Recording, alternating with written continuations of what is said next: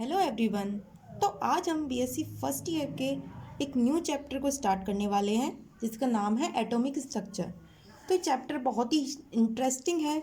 इसमें हम बहुत सारे साइंटिस्ट के बारे में पढ़ेंगे, उनकी थ्योरीज, उनके एक्सपेरिमेंट के बारे में पढ़ेंगे जो उन्होंने एटम को डिफाइन करने के लिए दिए थे। तो चलिए स्टार्ट करते हैं अपना chapter. So atom is a Greek word and it's meaning is not divided. Atom Greek का वर्ड है, इसका मतलब इसे हम डिवाइड नहीं कर सकते।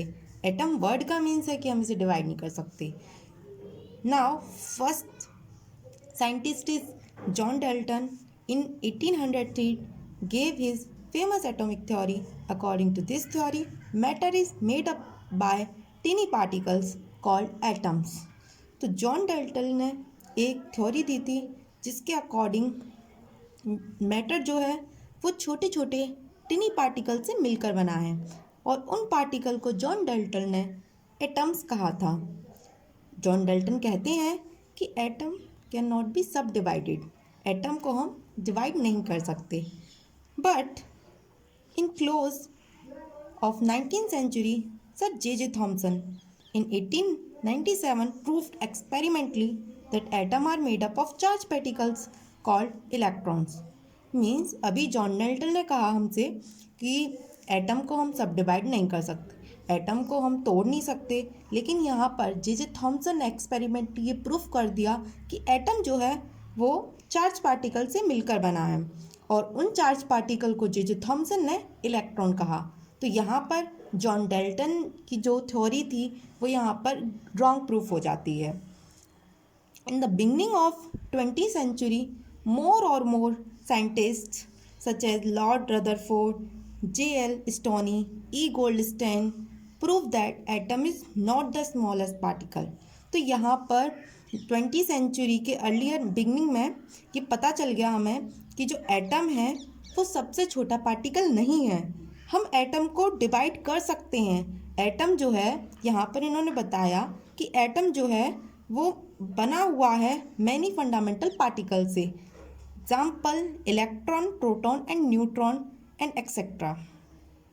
सो इन 1911 Lord Rutherford propose a nuclear theory.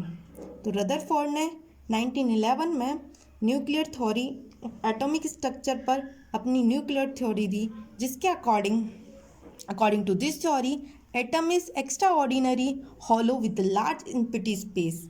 Atom जो होता है उसके बीच में न्यूक्लियस होता है, न्यूक्लियस जिसमें प्रोटॉन और न्यूट्रॉन होते हैं। प्रोटॉन पॉजिटिव चार्ज होते हैं और न्यूट्रॉन पे न्यूट्रल होते हैं, इन पर कोई चार्ज नहीं होता। और यहाँ पर हमारी ऑर्बिट्स होती हैं। ऑर्बिट्स में इलेक्ट्रॉन रिवॉल्व करता है जिसका नेगेटिव चार्ज होता है। तो यहाँ का जो स्पेस है ये सारा क्या है, खाली है। तो यही रदरफोर्ड का फर्स्ट थ्योरी का जो पॉइंट है यही है कि atom is a extra ordinary hollow with large empty space. Second point Rutherford का है कि in the centre of the atom nucleus with positive charge. जो एटम का जो सेंटर है उसमें कौन है, उसमें हमारा है न्यूक्लियस, और न्यूक्लियस कैसा है, पॉजिटिव चार्ज। तो यही बताया हमें रदरफोर्ड ने। Third point is this, the nucleus is surrounded by electrons which are constantly moving around it in close orbit. Means जो न्यूक्लियस है उसके अराउंड में, यहाँ पर अभी मैंने आपको बताया कि न्यूक्लियस है यहाँ पर और यहाँ पर ये इलेक्ट्रॉन मूव करते हैं ऑर्बिट में। तो जो इलेक्ट्रॉन मूव करते हैं, तो इन्होंने यही थर्ड पॉइंट दिया अपना थ्योरी का कि जो न्यूक्लियस है उसके सराउंडिंग इलेक्ट्रॉन मूव करते हैं विथ कॉन्स्टेंटली मूव करते रहते हैं इन क्लोज ऑर्बिट।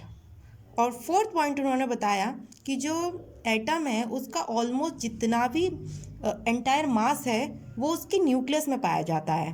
तो almost entire mass of the atom is in this nucleus. तो इसका जो भी एटम का जो एंटायर मास है वो इसके न्यूक्लियस में है। ओके, तो अभी आपने रदरफोर्ड की थ्योरी पढ़ी, अब हम पढ़ेंगे बोर का मॉडल। बोर ने कौन सी थ्योरी दी और कैसे दी। तो इन 1930 बोर ने अपनी quantum theory the with the help of Rutherford theory.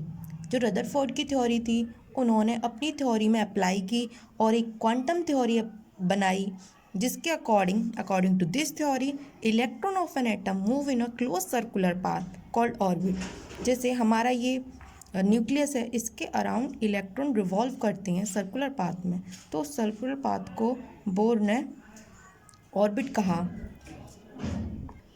Second, each orbit is associated with a definite amount of energy. जो ऑर्बिट्स होती हैं उनकी एक डेफिनेट अमाउंट की एनर्जी होती है ईच ऑर्बिट की। हर मतलब ये पहली ऑर्बिट है, इसकी अलग अमाउंट की एनर्जी होगी, सेकंड ऑर्बिट होगी उसकी कुछ अलग अमाउंट की हमारी एनर्जी होगी। Third point is electron moving in a orbit neither absorb nor emit energy. जब हमारा इलेक्ट्रॉन इसमें रिवॉल्व करता है तो ना तो वो एब्जॉर्ब करता है एनर्जी को और ना ही इमिट करता है, मतलब रिलीज करता है। Fourth, Bohr model could explain successfully the hydrogen atom spectrum. तो बोर के मॉडल ने हाइड्रोजन एटम का स्पेक्ट्रम भी बहुत ही अच्छे से एक्सप्लेन किया।